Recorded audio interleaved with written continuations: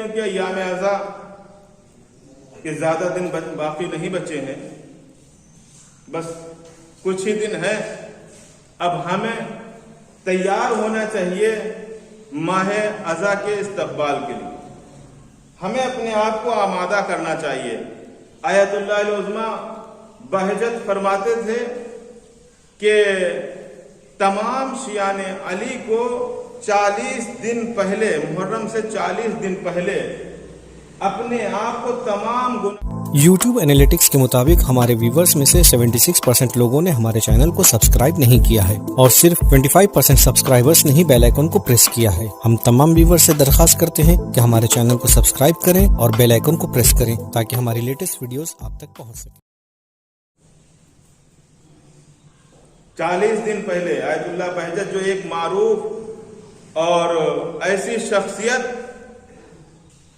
کہ جس کے لیے تعارف کا کرانے کا کوئی بھی وہ نہیں ہے، کیونکہ سب جانتے ہیں کہ اتنی اہم شخصیت تھی کہ جو ڈائریکٹ امام سے ملاقات بھی کرتے تھے اور کبھی بھی آپ کسی کو نگاہ اٹھا کر نہیں دیکھتے، کیونکہ سب حالات سے جتنے بھی ہم نے جو کچھ انجام دیا، جو کچھ کیا، ساری چیزیں ان کے سامنے واضح ہو جاتی ہیں.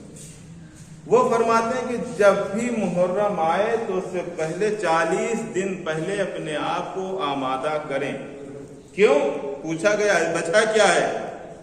کیوں ہم 40 دن پہلے ان تمام گناہوں کو چھوڑیں؟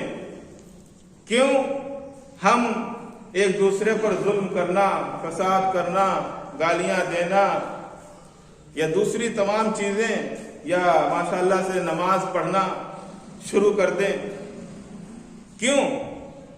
تو کہتے ہیں کہ اس کی وجہ یہ ہے کیونکہ ماہ ازا میں ہمارے گھروں پہ کچھ شخصیتیں مہمان ہوتی ہیں. ہمارا سب کا یہی عقیدہ ہے نا کہ ہمارے گھروں پہ جیسے یہ ذاخانہ سجتا ہے تو کچھ شخصیتیں ہمارے گھروں پہ مہمان ہو جاتی ہیں. کہ جب وہ آئیں گی اور دیکھیں گی کہ یہاں تو ماشاءاللہ سے سب نمازی تو دور کی بات، صرف نام کے ہی ہے شیعہ، تو بتائیں وہ اپنا غم منائیں گی، اپنے بیٹے حسین کا پرسہ لینے آئیں گی، یا ہماری حالت پر روئیں گی؟ کیونکہ ہمیں یقین ہے کہ فرش ازا پر اور امام بارگاہوں میں خود صدیقہ طاہرہ فاطمہ الزہرا اپنے بیٹے حسین کا پرسہ لینے کے لیے آتی ہیں. یقین ہے نا سب کو کہ آتی ہیں، اور ساتھ تنہا نہیں آتی بلکہ ساتھ میں کچھ اور خواتین ہیں جو شہزادی کے ساتھ آتی ہیں. سب سے پہلے صدیقہ طاہرہ کی بیٹی فاتح کوفہ و شام زینب کبریٰ، اور ساتھ میں ایک اور بچی آتی ہے جس کے لیے ہم لوگ بہت اہتمام کرتے ہیں، جو ہمیشہ اپنے بابا کو یاد کرتی رہی اور یاد کرتے کرتے زندان شام میں سو گئی.